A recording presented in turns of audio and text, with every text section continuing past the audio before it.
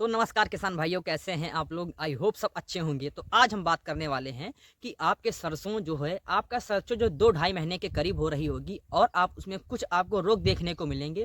तो उसी वीडियो में अब आपको विस्तार से बताऊंगा कि आपके में कौन रोग लग रहा है। आप जाकर खेत में देखेंगे कि आपके खेत में कौन सा रोग लग रहा है, उसको नियंत्रण कैसे करें और किस तरीके से करेंगे, वरना लाही जो होती है हमारी जो सरसों है वो आपको बहुत ही कम मात्रा में देखने को मिलेगी। और जो उसमें ऐसा रोग लग जाता है कि उसमें जो होता क्या है, जो फफूंद नाशक होते हैं वो बहुत ही जड़ों को काट कर हमारी जो जड़ होती है उसको कम कर देते हैं और जिस उसका जो जो तनाव होता है, जो पैदावार होती है वो कम हो जाती है। आप देखेंगे जो कल्ले होंगे वो आपको सूखने को मिल रहे होंगे, फफूंद लग रही होगी। तो इसी वीडियो में हम विस्तार से जानेंगे कि आपको क्या करना है, कैसे इसका उपाय करना है कि आपको जो रोग है वो आपको खत्म हो जाए।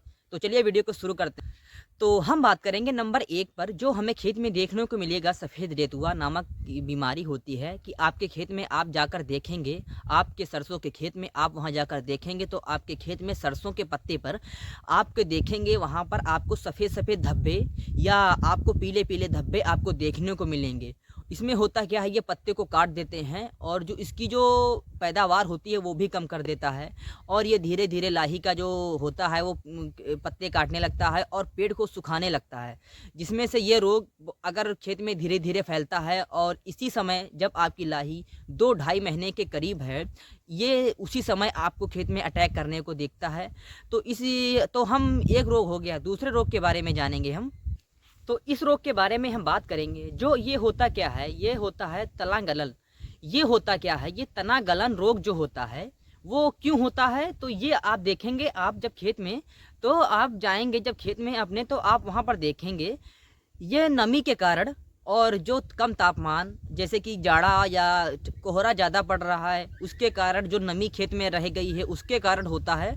तो ये रोग बहुत ही खतरनाक होता है। ये होता क्या है, वृद्धि को रोक देता है और उपज को कम कर देता है। तो आप जब ये पौधा जब आपका 20 से 15 सेंटीमीटर ऊपर जाएगा, तब ये रोग रुई के धब्बे की तरीके से आपको खेत में देखने को मिलेगा। ये बहुत ही खतरनाक रोग होता है। तो ये कैसे होता है, तो इसी वीडियो में जानेंगे हम इसका इलाज। अब आप इसका इलाज जानेंगे कैसे हम इसका छिड़काव करके। अगर आपके खेत में सफ़ेद रेतुआ नामक रोग है तो आप मेनको जेब नामक एक इस दवाई का स्प्रे करेंगे। तो ये होता क्या है, अगर आप इसका स्प्रे करेंगे पत्तियों पे, तो ये धीरे धीरे जाकर, ये अगर आप इसका पत्तियों पे भी स्प्रे कर देते हैं तो ये धीरे धीरे जड़ में जाकर और पत्तियों में जाकर ये क्या करता है, ये जो होता है सफ़ेद रेतुआ नामक रोग को नष्ट कर देता है। ये बहुत ही महत्वपूर्ण जो मैं स्प्रे बताया हूँ, मैनोजोकुब, ये आप अगर स्प्रे कर देते हैं खेत में आप, तो आप स्प्रे करना है।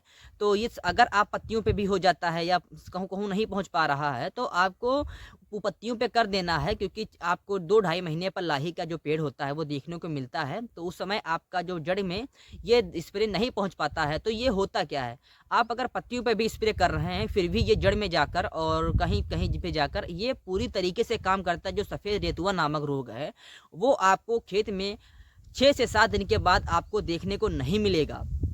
तो जो मैं ये स्प्रे बताया हूँ ये आपको कर देना है।